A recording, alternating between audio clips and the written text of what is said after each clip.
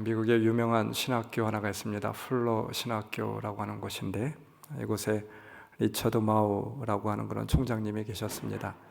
이 총장님이 한 번은 학위 수여식에서 신학생들에게, 앞으로 목회를 하려고 나가는 그런 신학생들에게 이런 이야기를 했습니다. 엘버트 라버토의 노예들의 종교라고 하는 책의 내용을 인용하면서 말을 하게 되었죠. 예전에 미국의 남부 지방의 노예들이 성경을 얼마나 깊이 존중했는가라고 하는 것을 그렇게 설명을 하게 되었습니다. 당시의 노예들은 참 신앙이 깊게 되었습니다. 그럼에도 불구하고 교회도 잘 갈 수 없게 되었죠. 또 글도 읽지 못하는 그런 사람들이 대부분이었습니다. 그러나 어떻게든 성경을 경건 훈련의 중심으로 사용하고자 하는 그런 노력이 있었어요. 일례로 한 젊은 여인은 노예 신세에서 도망을 칠 때 성경을 가지고 가게 되었습니다. 그녀는 이미 성경의 핵심 구절들, 정말 귀한 그런 말씀들을 암기하고 여 주인에게 부탁해서 그 말씀이 성경에 어디에 나와 있는지 그것을 그렇게 지면을 표시해 두게 되었습니다. 그래서 숲속과 늪지대의 은신에 살면서 정말 그 삶이 말이 아니었지만 그럼에도 불구하고 그 성경 표시해 둔 것을 펼쳐가면서 그렇게 암송하였다라고 하는 것이죠.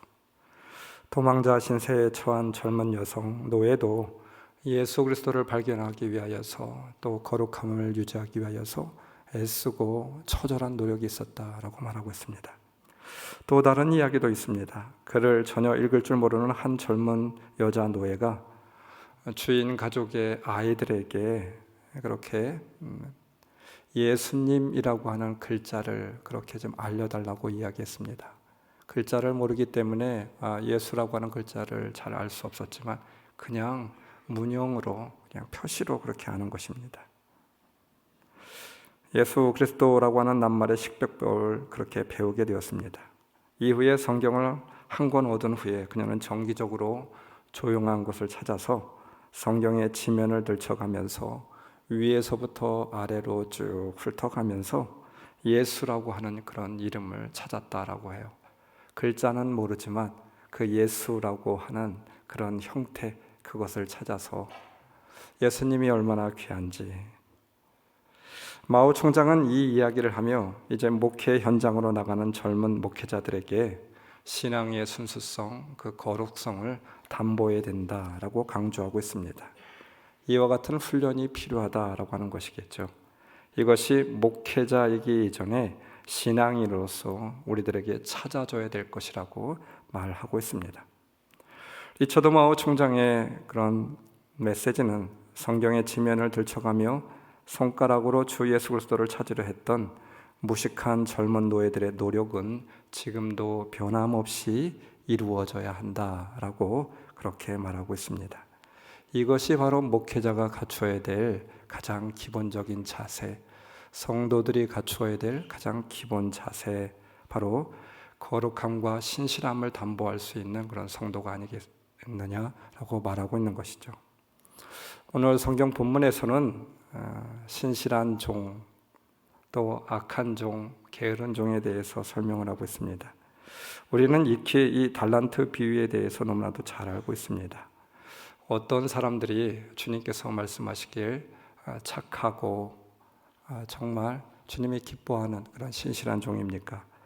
또 어떤 사람들은 왜 악하고 게으른 종이라고 그렇게 주님께서 말씀하고 있는 것인가요? 여러분, 오늘 성경 본문을 통하여서 우리들의 신앙의 모습은 어떠합니까?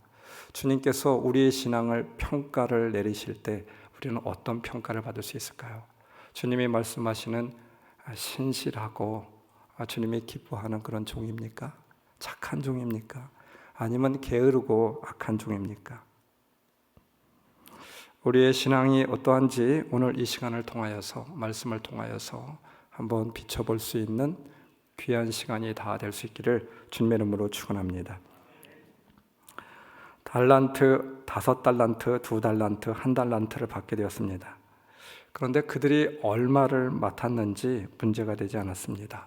그리고 또 그 맡았던 사람들은 이의를 제기하는 사람도 아무도 없어요.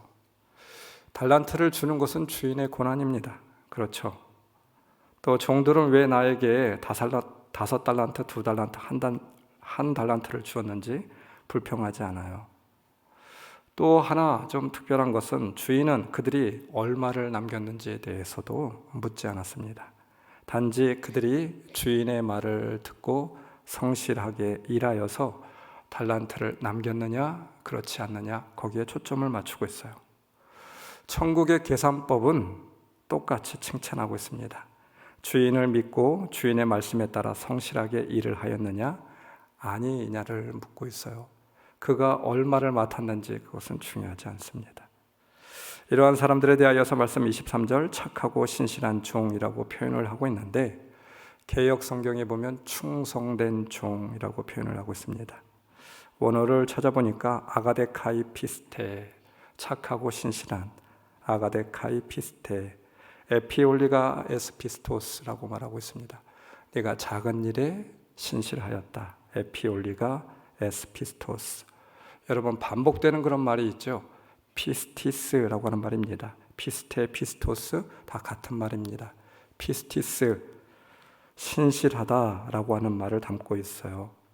그런데 이 말은 우리가 신약을 찾아보게 된다라고 하면 또 다른 의미를 담고 있는 것을 우리는 잘 알고 있죠. 피스티스. 여러분 그것이 무엇입니까? 여러분들도 잘 알고 있잖아요. 믿음이라고 하는 말로 우리는 이 말을 신약에서 번역되고 있는 것을 볼 수가 있습니다. 로마서 3장 22절 하나님의 의인은 예수 그리스도를 믿는 믿음을 통하여 오는 것인데 믿음, 여기서 쓰여진 이 믿음 피스티스라고 말하고 있어요. 헬라어 피스티스를 신실한에서 믿음으로 바꾸면 5달란트, 2달란트를 남긴 사람이 신실한 사람이었다라고 하는 말은 다시 말해서 믿음이 충만한 사람, 믿음이 있었던 사람으로 바꿀 수가 있습니다. 그 믿음의 사람이 착하고 신실한 종이래요. 그들이 일하게 된 동기는 주인에 대한 그런 믿음이었죠. 주인의 말을 신뢰하고 믿었습니다. 또 주인의 인격을 믿게 되었습니다. 또한 주인은 나를 믿어주고 있고 내가 믿는 주인에 대하여서 믿음의 반응을 보인 것이 바로 오늘 달란트 비유에 나와 있는 그런 종들이죠. 행동이었습니다. 그런데 1달란트 받았던 사람은 이렇게 대답을 합니다. 주인은 굳은 사람이어서. 한마디로 말하면 무슨 말일까요? 주인을 나는 믿지 못하겠습니다. 주인은 믿을 만한 사람이 되지 못합니다. 이 말입니다. 이러한 종에게 주인의 평가는 악하고 게으른 종아 평가를 하고 질책하고 있습니다. 여러분 악하고 게으른 종 우리가 생각해 보게 된다라고 하면 게을렀다라고 하는 말은 이해가 돼요. 왜냐하면 1달란트를 받았는데 일하지 않았습니다. 주인은 그것을 지적을 하고 있었는지도 모르겠어요. 그러나 악하다라고 하는 말은 저는 납득할 수 없습니다. 제 상식으로는 이해가 되지 않습니다. 왜 1달란트 받은 사람이 악한 자입니까? 그는 받은 것 그대로 돌려주었습니다. 그것을 잃어버린 것도 아니고 주인에게 큰 피해를 남긴 것도 아닙니다. 주인은 손해볼 것이 아무것도 없었습니다. 그런데 악하다는 평가를 내리고 있어요. 하지만 이 1달란트 받은 종이 주인에 대한 잘못된 이해를 보면 오늘 말씀이 이해가 되죠. 그 종은 주인을 스클레로스, 아주 악한 자, 강팍한 자, 인색한 자, 탐욕스러운 자, 악한 인격자로 매도하고 있어요. 주인의 인격을 매도하여서 더 이상 그 주인을 믿을 수 없다 이 말입니다. 또 성경은 이렇게 적고 있죠. 씨를 뿌리지도 않고 거두려 하고 있고 타작도 하지 않고 알곡을 거두려고 하는 자로 알고 있었습니다. 그래서 그는 아마도 자신이 장사를 하여서 이익을 남기면 그 이익이 주인에게 완전히 그렇게 돌아갈 것을 그 1달란트 받은 사람은 알고 있었는지 모르겠어요. 더 나아가 혹시 장사를 잘 못해서 실패를 하게 된다라고 하면 그 1달란트 받았던 그 자에게 주인이 질책하고 책임을 묻고 그것까지 온전히 다 배상해내라고 그렇게 생각하고 믿고 있었는지도 모르겠습니다.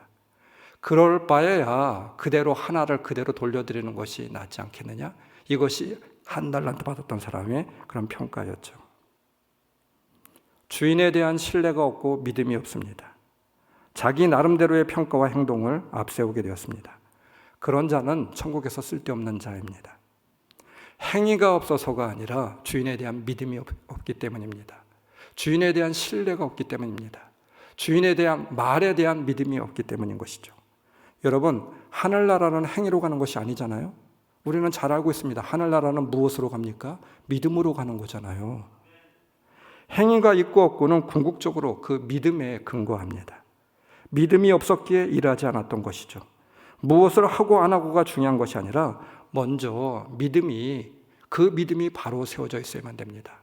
그 믿음이 찾아져야 되는 것이죠. 주인에게는 종이 큰 일을 하고 이득을 남기고 안 남기고가 중요하지 않았습니다. 주인이 단지 찾고 있는 것은 바로 그 믿음, 그거 하나였죠. 말씀 14절. 또 하늘나라는 이런 사정과 같다. 이렇게 시작을 합니다. 또라고 하는 말과 뭐뭐 같다라고 하는 말은 호스페르가르, 바로 이와 같기 때문이다. 열 처녀에 대한 비유를 이야기하면서 바로 이와 같기 때문입니다. 보충 설명을 하고 있습니다. 바로 앞에 있는 비유와 똑같은 비유라고 하는 거예요. 천국에 들어가는 사람이 어떤 사람이냐, 깨어있는 사람이 어떤 사람이냐, 그 깨어있는 사람이 천국에 들어가는데 바로 이와 같은 사람이다. 달란트 비유를 통해서 말을 하고 있는 것이죠. 깨어있음에 대해서 설명합니다. 깨어있는 삶, 깨어있는 종에 대한 그런 상징의 말씀이죠. 깨어있는 삶을 산다는 것은 늦어지는 종말의 날을 단순히 기다리는 시간이 아니라 투자하고 주인을 위하여 이익을 내는 기회의 시간이 되어야 됩니다. 전에 비유에서 여러분 악하고 게으른 종아라고 하는 말씀과 오늘 달란트 비유에서 악하고 게으른 종아라고 하는 말씀의 그런 의미가 다릅니다. 여기서 악하다라고 하는 것은 앞에서 나온 비유들과 의미가 완전 다르죠. 악하다라고 하는 뜻은 신실하지 못함, 그리고 무지함, 오만함을 뜻하고 있었습니다. 이전의 비유에서. 그러나 달란트 비유에서 악하다라고 하는 뜻은 기회를 굳이 활용하지 않으려고 하는 의도적인 악함을 뜻하고 있습니다. 그것은 일부러 게으름을 택하고 있는, 할 수 있음에도 하지 않는 의도적인 외면이고 그리고 의도적인 변명입니다. 변명에 기초한 기회의 악용이었던 것이었죠. 할 수 있음에도 의도적으로 하지 않고 피하고 변명하고 있는 일이었습니다. 여러분, 우리는 세상을 살아가면서 할 수 없는 일들이 있어요. 나의 능력으로, 내 상황으로 할 수 없는 그런 일들이 있죠. 할 수 없는 것을 하라라고 하는 말이 아닙니다. 할 수 있음에도 하지 않는 것, 이것이 악한 것입니다. 반면에 우리가 해야만 하는 일들이 있습니다. 그런데 그것을 하지 않는 것, 이것 또한 악한 것입니다. 우리에게 맡겨주신 일이 있어요. 우리가 할 수 있는 일이 있죠. 변명하지 않고 책임을 회피하지 않고 감당하는 것이죠. 거창한 것이 아닙니다. 오늘 내가 할 수 있는 일, 오늘 내가 해야만 하는 일들이 있습니다. 그것은 어떤 것인가요? 오늘 내가 따뜻한 위로의 말, 그 한마디 전할 수 있습니다. 내가 오늘 따뜻하게 내 자녀들 손 한번 잡아줄 수 있습니다. 말 한마디 믿음의 말 건넬 수 있습니다. 사랑해야 될 사람 사랑할 수 있고 그와 같은 능력을 우리에게 주었습니다. 용서해야만 되는 사람 용서할 수 있습니다. 우리가 감당해야 할 믿음의 일들, 그 일들을 회피하지 않고 마땅히 해야 하는 일들이 되겠죠. 오늘 말씀의 결론은 무엇입니까? 주님이 와서 자신에게 맡긴 사명과 기회에 대하여서 책임을 따져 묻는 날이 온다는 것입니다. 평가하는 날이 반드시 오고 있습니다. 오랜 기간 후에, 여러분, 이 말이 정말 가슴에 와닿지 않습니까? 오랜 기간 후에 종말의 시간이 늦어지고 있습니다. 답답합니다. 막막합니다. 고통과 한숨이 계속해서 진행되고 있습니다. 그러나 이 말의 다른 이면의 뜻은 무엇인가요? 우리에게 여러 가지 어려운 일이 있고 여전히 어려움이 진행되고 있다라고 하는 것은 다른 말로 하면 아직 기회가 있다라고 하는 말이 아닐까요? 우리의 믿음을 증명할 수 있는 기회의 시간인 것입니다. 신앙생활을 함에 있어서 다들 어렵다라고 하는데 이 시간은 오히려 우리에게 기회의 시간이죠. 사람들은 코로나 때문에 어렵다고 합니다. 신앙생활, 믿음생활을 지키기 어렵다고 변명하고 있습니다. 아닙니다. 지금이 기회이죠. 우리의 믿음을 주님께 보여드릴 수 있는 정말 기회입니다. 주님께서 착하고 신실한 종아라고 주님의 그 말씀을 들을 수 있는 절호의 기회이지 않습니까? 어떤 사람은 병 걸렸기 때문에 신앙생활을 계속하기가 어렵다고 합니다. 아닙니다. 병 걸렸음에도 불구하고 망하고 어렵기 때문에 더욱더 주님 앞에 나오는 것이죠. 물론 그렇게 할 수 없을 때도 있습니다. 고난과 고통의 시간은 진정 우리의 믿음을 증명하는 시간이 될 수 있어요. 그러기 때문에 그럼에도 불구하고의 신앙이죠. 이것이 바로 믿음이 아니겠습니까? 이것이 주님이 보는 그런 신실함이지 않겠습니까? 주님의 제자들은 끝까지 충성하다가 주를 위해서 순교를 하게 되었습니다. 베드로는 로마에서 네로 황제 때 십자가에 거꾸로 매달려 죽게 되었습니다. 야고보는 제일 먼저 순교하였습니다. 목베임을 당하게 되었습니다. 그 외에 다른 다 제자들도 마찬가지입니다. 불타 죽고 검에 찔려 죽고 머리가 벗겨져 죽고 피부가 다 벗겨져 죽고 그렇게 주님을 위해서 살다가 충성하다가 죽음을 맞이하게 되었습니다. 한마디로 무엇입니까? 그럼에도 불구하고 모두 죽도록 충성을 다하였습니다. 여러분, 우리들도 제자들과 같이 순교의 삶을 살고 싶지 않습니까? 순교가 무엇입니까? 끝까지 변치 않는 믿음입니까? 네, 그렇습니다. 그것도 중요하지만 더 중요한 것은 오늘 변치 않는 믿음이죠. 오늘 변치 않으면 내일도 변치 않을 수 있어요. 오늘 변치 않으면 끝까지 변치 않을 수 있어요.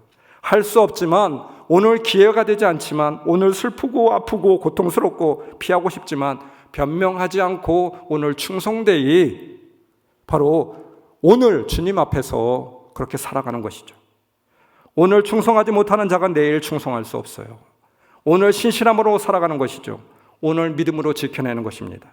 오늘 주님을 의지하는 것이죠. 여러분, 이것이 믿음이지 않겠습니까?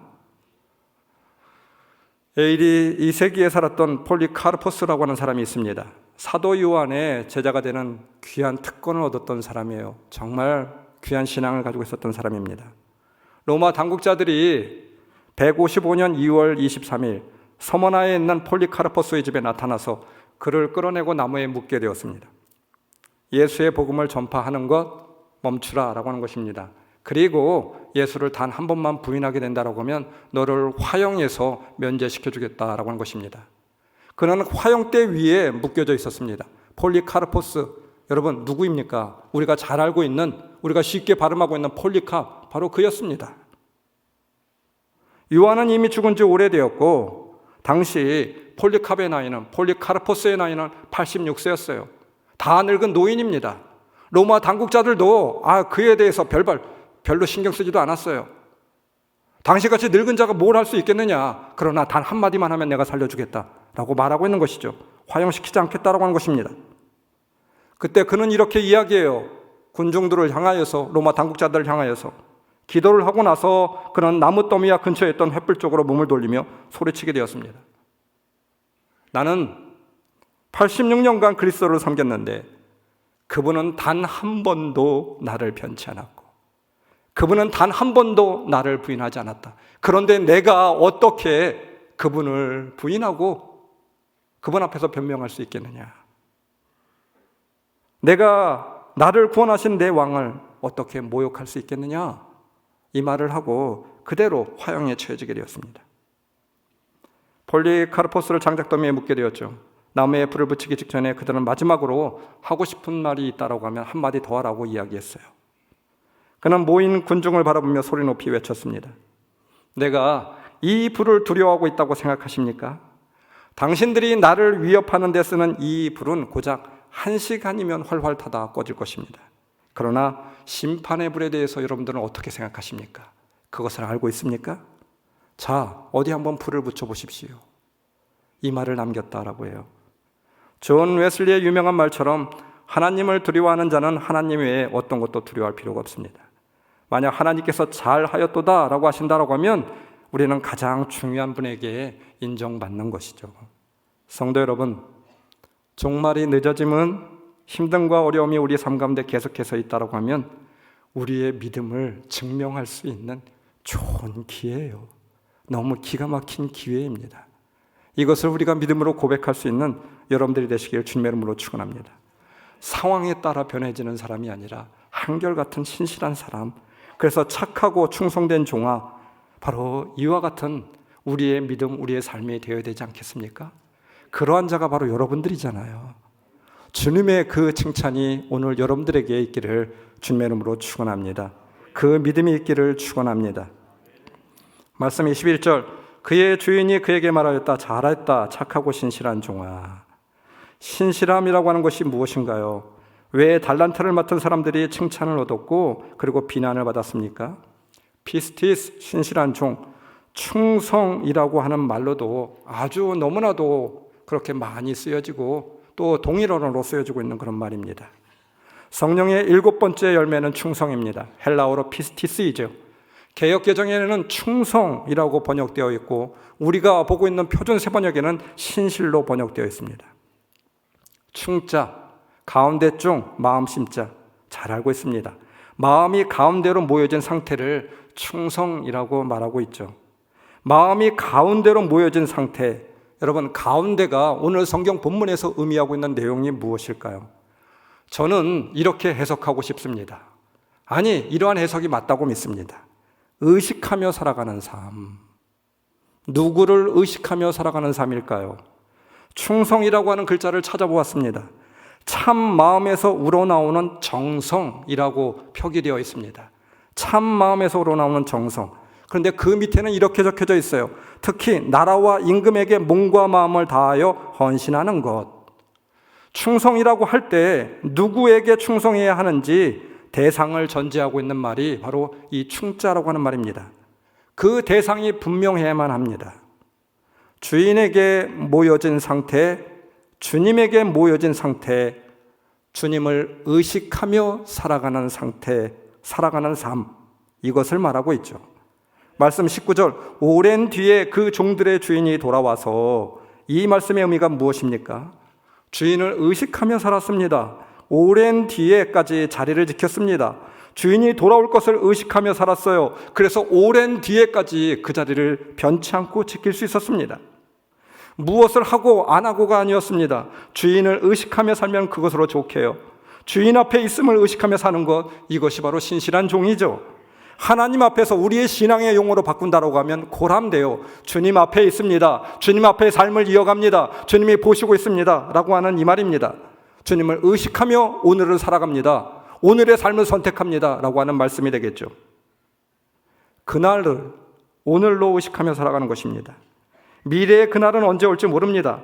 주인이 오는 날이 언제 올지 우리는 알 수가 없어요. 그러나 우리가 아는 것이 있습니다. 주인이 언제 올지 그것은 상관없어요. 그날을 오늘임으로 의식하며 살며 우리가 나아가면 돼요. 그것으로 족합니다. 미련한 종은 어떠합니까? 열처녀에서 보면 오늘은 아니기에 내일도 아니겠지 생각합니다. 그러다가 자신도 알지 못하는 사이에 그날을 맞이하게 되는 것이죠. 신실한 종은 그날을 알 수 없기에 오늘을 그날이라고 의식하며 살아가는 사람들이죠. 그러면 걱정할 것이 없어요. 불안할 필요가 없습니다. 주님이 언제 오실지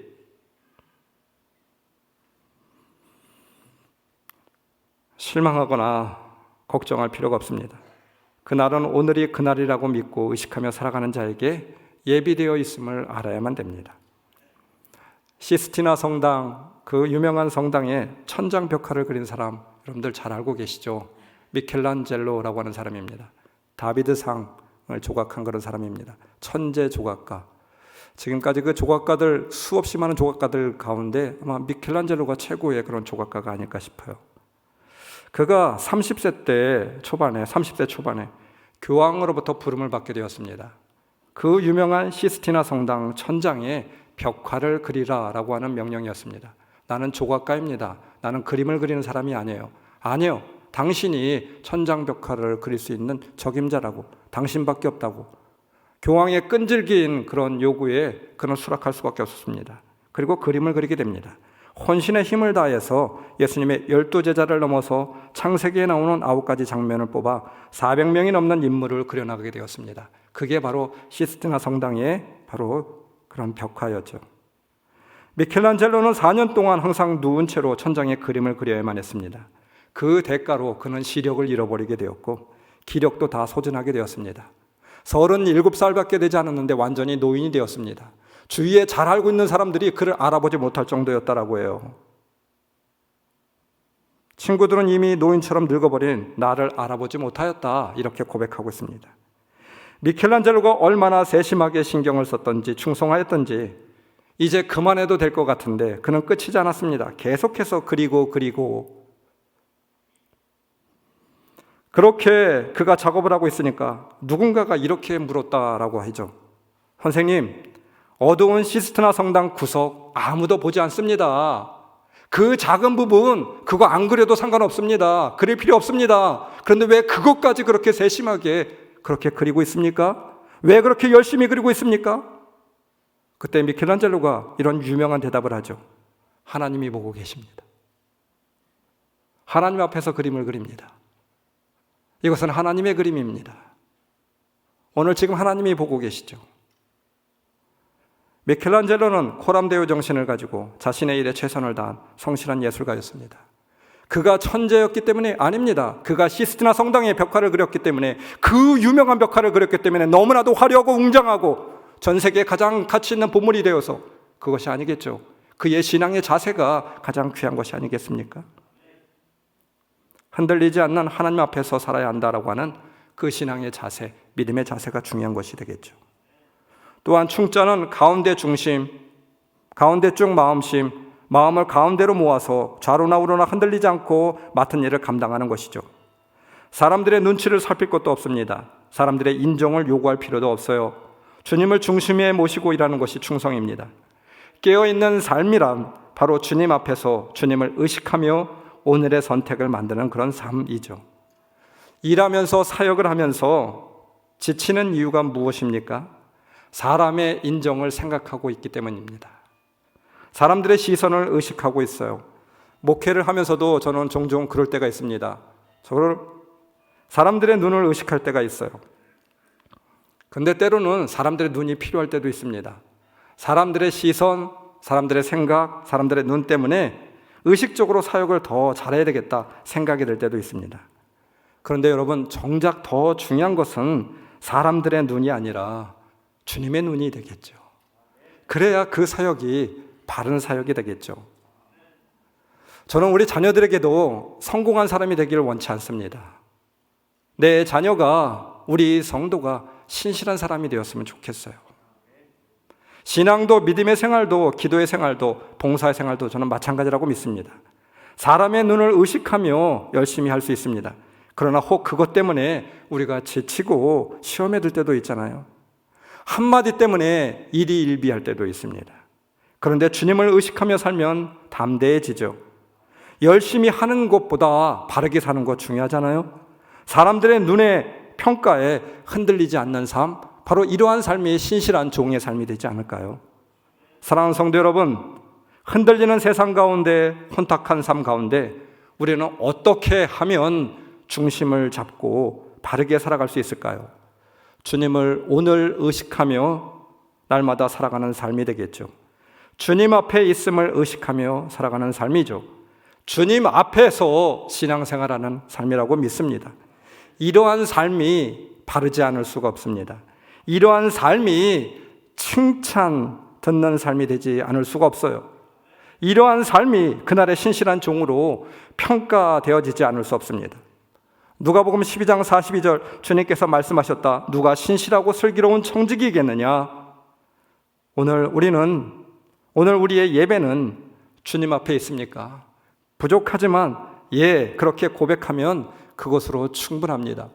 주님 앞에서 신앙생활하고 주님 앞에서 주님을 의식하며 그렇게 삶을 이어가게 된다라고 하면 주님께서도 착하고 신실한 종아 이렇게 말씀하지 않을까요? 주님 앞에 있기를 소원합니다. 할렐루야. 어떻게 하면 신실한 종이 될 수 있습니까? 믿음의 종으로 살아갈 수 있습니까? 종들에게 5달란트, 2달란트, 1달란트를 맡겼다고 합니다. 더욱이 1달란트를 맡은 자는 5달란트를 맡은 자에 대해서 나는 왜 1달란트밖에 주지 않았느냐 불평하는 내용이 나오지 않아요. 아마도 이 말씀을 듣고 있었던 예수님의 청중들도 아마 깜짝 놀라고 있었을 것입니다. 여러분, 1달란트라고 하는 말을 우리가 생각하게 될 때 우리는 이렇게 생각할 수 있잖아요. 왜 차별을 하였을까? 아니 누구는 5달란트 주고 누구는 왜 1달란트만 줘? 이렇게 생각할 수 있잖아요. 그러나 1달란트라고 하는 사실은 너무나도 엄청난 금액입니다. 6천 데나리온이나 되는 금액이래요. 일반 노동자가 하루 일한 품삯이 1데나리온입니다. 그러면 1달란트는 거의 15년에서 20년 동안 남자가 노동하면서 한 푼도 쓰지 않고 모을 수 있는, 내가 평생을 돈을 모아서 저축할 수 있는 그 돈 이상의 돈이 바로 1달란트라고 하는 것이겠죠. 여러분, 그렇다라고 하면 5달란트는 얼마입니까? 이건 천문학적인 금액입니다. 헤아릴 수가 없어요. 우리는 어떤 자인가를 묻고 있죠. 5달란트, 그렇지 않습니까? 그런데 왜 우리가 감사가 없습니까? 주신 것이 부족해서요? 여러분, 생각해 보게 된다고 하면 우리는 1달란트가 아니라 100달란트 이상 받은 그런 사람들이 아니겠습니까?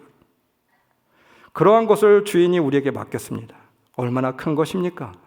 그럼에도 그것에 대하여서 불평불만하는 사람들이 있다고 하면 아예 주인의 재산을 맡을 만한 그런 사람이 못 되겠죠. 주인의 달란트를 맡은 자들은 주인의 시험에 일단 통과한 사람들입니다. 여러분, 종들 5달란트, 2달란트, 1달란트, 이 주인에게 얼마나 많은 종들이 있었을까요? 근데 이 세 사람을 뽑았습니다. 이 세 사람들은 이미 일단 합격된 사람들이에요. 아무나 재산을 맡기지 않습니다. 주인의 값진 재산을 맡고 많은 종들 가운데 3명 가운데 하나였어요. 그리고 여러분, 더 놀라운 것은 나중에는 5달란트를 맡은 자에게 5달란트를 그냥 공짜로 줬어요. 2달란트를 공짜로 줬어요. 너무나도 기가 막힙니다. 이 얼마만한 큰 은혜입니까? 기가 막힌 일이죠. 선택해 준 것도 감사하고, 그리고 일한 것에 대한 수고도 종들에게 주었고, 주인에게 정말 할 말이 없는 사람들이죠. 충성이란, 신실함이란 이와 같은 은혜를 아는 것에서부터 비롯되는 것이죠. 1달란트 맡은 자, 이 엄청난 은혜가 있음에도 불구하고, 이 기가 막힌 은혜가 있음에도 불구하고 그는 그 은혜를 알지 못하였어요. 여러분, 피스티스, 이 신실함, 충성, 이 말의 어근이 어디서 오신 줄 아십니까? 페이도라고 하는 말에서 유래하였다라고 해요. 페이도, 이 말의 영어가 유래되게 되었는데 persuade, 설득하다, 설득당하다 이 말입니다. 즉 다시 이야기하면 충성, 신실함이란 충분히 설득된 상태, 설득한 자만이 신실한 자로 설 수 있다 이 말입니다. 하나님의 은혜에 설득된 자, 주인의 은혜에 설득된 자, 그런 자들만이 오랫동안 그 자리를 변치 않고 지킬 수 있다 이 말입니다. 그도 그럴 것이 오늘 말씀 19절, 오랜 뒤에 그 종들의 주인이 돌아와서 오랜 시간 동안 주인이 시킨 일을 할 수 있었던 이유, 오랜 기간 동안 변치 않을 수 있었던 이유, 오랜 기간 그 자리를 항상성으로 지킬 수 있었던 이유, 은혜에 설득되었기 때문이죠. 하루 이틀이 아닙니다. 우리는 평생이라고 하는 인생을 살아갑니다. 평생 동안 주님을 믿고 주님께 예배합니다. 한 번 할 수 있습니다. 몇 번 할 수 있습니다. 한 번 기도할 수 있습니다. 그러나 그 자리를 변함없이 지킬 수 있는 것은 충분히 설득된 자들만이 그 자리를 지킬 수 있죠. 힘들고 어렵고 병들고 상황이 안 되어도 그 자리를 지키는 것은 충분히 그 은혜에 설득된 자들만이 지켜나갈 수 있는 것이죠. 구원의 문제도 마찬가지입니다. 왜 우리는 구원의 문제에 대해서 확신이 없습니까? 온전히 설득당하지 못하였기 때문이죠. 그 십자가가 없었습니다. 십자가가 나의 것이 아니었습니다. 다른 사람들, 교회에서 늘 말하는, 목사님 말하는 십자가, 그러나 그 은혜가, 그 십자가가 나를 설득하지 못하였습니다. 그런데 어느 날 그 십자가가 나에게 말을 걸 때가 있습니다. 실망하고 낭패를 당하였을 때, 눈물 나고 고통이 있었을 때, 슬픔이 있었을 때, 두려워 어떻게 해야 할지 모를 때, 모든 것이 끝나버린 상황 같은 그 시간에 그때 십자가가 나를 설득합니다. 나의 심령에 조용히 설득하며 그 십자가가 다가오게 됩니다. 여러분, 충성이란 은혜의 충만에 비례해요. 우리가 진정으로 하나님께 충성할 수 있기 위해서는, 그래서 우리의 심령 가운데 먼저 그 은혜가, 그 충만한 은혜가 앞서져야만 됩니다. 충성이란 얼마만큼 깨닫느냐라고 하는 것이죠. 얼마만큼 은혜에 젖어 있느냐입니다. 거기에 바로 충성의 바로미터 본질이 결정되고 있는 것이죠. 혹시 이런 말 들어보셨습니까? 귀 뚫린 종이라고 하는 말. 저는 이 말에 대하여서 우리 지방의 사도교회 아시죠? 사도교회를 담임하고 있었던 차재영 목사님이 이런 간증의 말씀을 하셨습니다. 목회 초년의 시절에 목회하실 때 아무리 애를 써도 교회는 성장하지 않고 교인들은 변화도 없고 목회가 너무 어렵고 설교도 어렵고 좌절감으로 얼마나 갈등하였는지 몰랐습니다. 그러던 어느 주일에 강단에 올라와서 설교를 하게 되는데 그때 기가 막힌 일이 벌어지고 있었어요. 주일에 설교를 하는데 안면 근육마비가 와서 교인들이 다 보는 앞에서 얼굴이 삐뚤어지는 정말 너무나도 놀랍고 기가 막힌 일이 벌어지게 되었습니다. 설교도 마무리하지 못하고 그대로 내려와서 그 길로 기도원으로 올라가게 되었습니다. 금식 기도를 시작하였어요. 처절하게 울부짖으며 기도하였습니다. 말이 금식이지 하나님 앞에 처절하게 몸부림을 쳤습니다. 하나님, 저를 목사로 세우시고 이 꼴이 뭡니까? 목회는 안 되고 설교는 저에게 너무 큰 스트레스이고 모든 교인들이 보는 앞에서 망신도 당하고 하나님, 이것이 무엇입니까? 울면서 통곡하며 하나님을 원망하며 기도하였다라고 해요. 그런 시간이 하루 이틀 나흘째 되던 어느 날 목요일 밤에 하나님의 음성을 3번 또렷이 들을 수 있었습니다. 귀 뚫린 종아, 귀 뚫린 종아, 귀 뚫린 종아. 그때까지만 해도 귀 뚫린 종이 무엇인지 몰랐습니다. 어디서 들어본 것 같은데 성경을 찾아보게 되었죠. 출애굽기 21장 2절에 나오는 말씀이었습니다. 히브리인들은 돈이 없어서 남의 집 종으로 팔리면 6년 동안 종살이를 하게 돼요. 그러나 7년은 희년입니다. 그 희년 때에 자유인이 되어서 풀려나게 됩니다. 그때 이 종들은 결정할 수 있어요. 자기 의지로. 이 주인이 너무나도 나에게 잘해주고 믿음이 가서 나는 평생 이 주인의 종으로 살겠습니다 라고 고백하게 되죠. 그렇게 선택하게 됩니다. 그때 귀 뚫린 종이 되게 됩니다. 문설주에다 이 귀를 그렇게 갖다 대고 못으로 찍어서 귀 뚫린 종으로 만들게 돼요. 귀 뚫린 종이 되면 3가지 단점이 있습니다. 하나는 귀를 뚫을 땐 너무나도 고통스럽죠. 2번째는 무엇입니까? 어디를 가도 종이다라고 하는 그 혐오스러움을 사람들에게 당하게 됩니다. 3번째는 도망을 갈 수 없어요. 이제는 어디도 갈 수가 없습니다. 이제는 그 집의 완전한 종이 될 수밖에 없어요. 나의 주인이 되는 것입니다. 나는 종으로 영원히 생을 마감해야 되는 것이죠.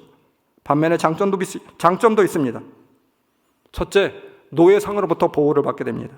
이미 주인이 있으니 어디 가서도 이 사람을 노예로 팔 수가 없어요. 2번째, 주인이 열쇠를 맡기게 됩니다. 너는 이제 완전한 나의 종이야. 내가 믿을 수 있는 사람이야. 그래서 곳간의 열쇠를 그에게 맡긴다라고 하는 거예요. 3번째는 무엇입니까? 주인과 함께 한 밥상에서 밥을 먹는 그런 존재가 됩니다. 한 가족이 되었다라고 하는 말입니다. 이 은혜를 깨닫고 난 뒤, 이 말씀을 깨닫고 난 뒤 하나님 앞에 통곡할 수밖에 없었습니다. 하나님, 저는 영원한 하나님의 귀 뚫린 종입니다. 그 은혜가 충만합니다. 그 은혜로 족합니다. 나에게 모든 것이 다 없어진다 할지라도 상관없습니다. 그 은혜가 내 평생에 있기를 소원합니다 라고 고백하였던 것이죠.